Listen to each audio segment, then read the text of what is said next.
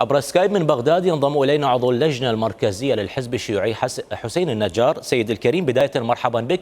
بغض النظر عن التقديرات المتباينة لحجم المشاركة الشعبية في الاقتراع، يعني يكاد يتفق الناس على أن التصويت الضعيف يفسح المجال أمام الأجنحة المتشددة لتعاظم مكاسبها في البرلمان. أنتم كيف تنظرون إلى خارطة مجلس النواب المقبل؟ شكرا حضرتك وتحياتي لمتابعيكم. يعني أنا أعتقد أنه ما حدث في انتخابات 2018 من عزوف جماهيري كان غير منظم وغير مهيئ بمقاطعة إيجابية.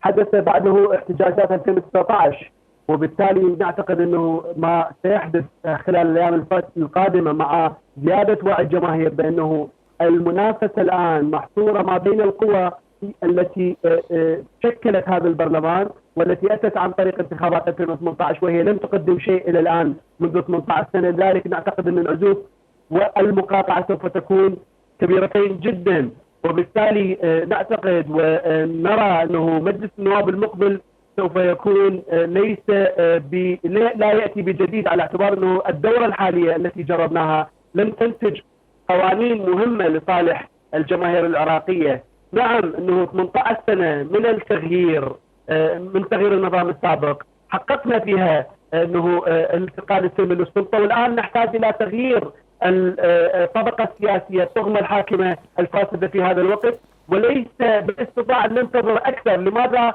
لم نتعظ من تجارب الانتخابات السابقه الفاشله التي قادت الى برلمان عاجز وبالتالي حكومات يعني محافظه طائفيه، وشهدنا ما شهدنا من خراب ودمار طيلة الفترة الماضية. وبالتالي عندما يعني خرج المتفوضون وبفضلهم المحتجون، جرت هذه الانتخابات المبكرة التي هي لم تكن مبكرة الآن، بل ما تبقى على موعدها الدستوري 6 أشهر، بفضلهم جرت هذه. نعم سيد حسين، دعنا نتحدث عن نزاهة هذه الانتخابات. يعني من خلال حواراتكم مع باقي الأطراف السياسية، هل وجدتم جهود جدية لضمان نزاهة هذه الانتخابات؟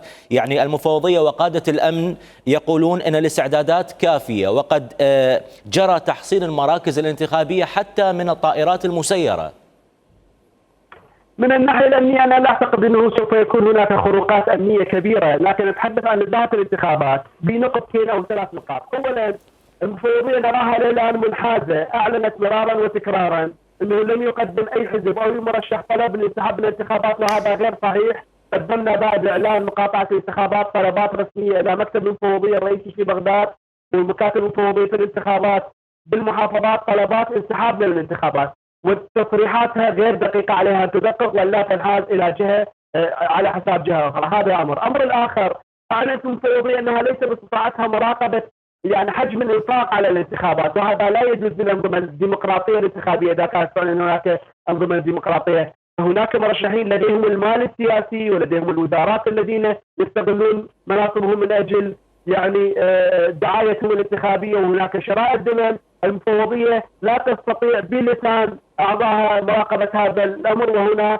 بالتأكيد هذا خلل في النظام الديمقراطي. الأمر الآخر هو هناك مشاكل بالحقيقة بتوزيع المراكز الانتخابية وقانون الانتخابات السيء، ونفسها المفوضية أيضا هناك يعني تقسيم طائفي ومحافظاتي لمفوضية. فكيف ستكون عدالة الانتخابات في هذه الحالة؟ مرشح لديه إمكانيات بسيطة ولديه واضح جدا. سيد حسين، بشكل موجز إذا تسمح لي، إلى أي حد سيكون مزاج الاحتجاج يعني الذي رأيناه في حراك تشرين مؤثر في خلق برلمان مختلف عبر هذه الانتخابات؟ طبعا نأمل أنه مزاج انتفاضة تشرين الذي دعا إلى تغيير طغمة الحكم وإسقاط الحكومة السابقة أن يكون حاضرا بالانتخابات المقبلة عن طريق مقاطعة الانتخابات وإفشالها سياسيا ودستوريا وأخلاقيا، على اعتبار أنه التغيير لن يتحقق. عندما خرجت الانتفاضة طالبت بالتغيير، ونعتقد أن التغيير لن يتحقق في ظل بقاء منافسة نفس الطغمة الفاسدة، وبالتالي يعني سوف يكون نطلب أن يكون مزاج الناس باتجاه المقاطعة، وأن فعلا تتشكل جبهة شعبية معارضة سياسية واسعة للبدء بإجراءات إصلاح المنظومة السياسية وتغيير المنظومة السياسية عن طريق تغيير قانون الانتخابات الحالي السيء، وعن طريق تطبيق قانون الاحزاب الذي يمنع القوى التي تمتلك اذرع مسلحه من المشاركه بالانتخابات، وعن طريق محاسبه القتله الذين بطشوا بالمتظاهرين والمنتفضين، عن طريق ابعاد الفاسدين من الترشح. الان نرى فاسدين مترشحين للانتخابات وغيرهم. سيد الكريم شكرا جزيلا لك. أكتفي بهذا القدر. عضو اللجنة المركزية للحزب الشيوعي حسين النجار مرة أخرى، شكرا لك سيدي.